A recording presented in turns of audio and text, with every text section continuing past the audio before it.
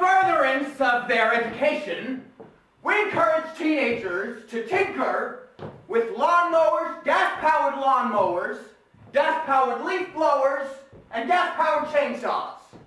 Have fun, kids! And if they don't come back in the same condition, it's all right with me. Brian Joyce, I'm doing my best to corrupt the youth of America. Gas-powered lawnmowers, chainsaws, and leaf blowers. Do something for the environment. 2-cycle engines. Man, talk about primitive people. No offense to primitive people. I've been homeless virtually my entire life. Mostly in solitude. Ranting and raving on the streets. Occasionally. And when I get riled up, and today I'm riled up. Today I've got verbiage. I camp out. I've been camping out. As I say, I've lived more, I've spent more nights outdoors than I have indoors in my lifetime. So, where I was last night, I'm not going to be tonight, I don't think. And, you know, I mean, I could camp out here, but I just haven't. I mean, why?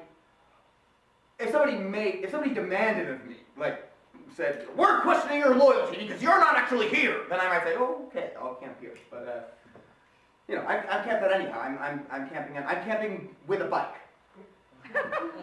I just go day to day. And, I have my opinions, and I always am expressing them one way or another. And right now I'm in a speech-making mode. And I don't feel like, because I guess I'm spoiled. Like, I've made so many street speeches that the idea of doing the people's mic is just too tiresome for me. I've got to do it at my own pace.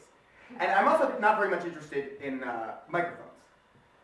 And I'm very much inspired by the way public speakers, when free speech meant freedom of speech making on the streets, among people, and involved a lot of yelling, as I do. I'm very much interested in that aspect of free speech. More so than microphone free speech. And by the way, microphone free speech leads us into what happens on the day when Obama can press a button and get on every TV in the world, or any US president, I mean. What happens on the day when we have simultaneous... Right now we have pretty much, if the president wants to make a speech, it's all over the place. But suppose the president, or any leader, could press a button and simultaneously he's on every screen. And that's the day I don't have a screen, I guess. And I entered today, this area, with the slogan, soundbite speech of, here's the text of it, minus the yelling. Screwy dare from Dewey Square. You want a platform? An American Spring. That's the text. Because it doesn't hold you down, and yet it says everything that needs to be said. We don't have to fulfill the right wing, the fee parties, the P parties demands that we have a platform. Here's my illustration of it. The burglar has the family on the second floor trapped in a bedroom and says, if you can tell me how I get in, maybe I'll let you live in the house again. Right? Isn't that what it's about? Like, okay, yeah, I have to figure out how you screwed me. I don't have to figure out how you screwed me. I know you screwed me. So, what's the point? You figure it out. Because actually, they don't have any better idea what the solution is, because there isn't any solution. At this present time, America is, in my opinion, America's destiny has never been so out of the hands of America. Never. I mean, it's just really extraordinary. There's nothing a person can do. And my analysis of it is primarily, because if people want to talk about jobs, there's nothing that the great mass of Americans who aren't listening to us want that's worth making. I mean, we can't continue to make widescreen TVs and replacing them every year. It's not mineralogically correct to be mining all that crap. It's not landfill correct to be throwing all these things in the landfills every 5 years.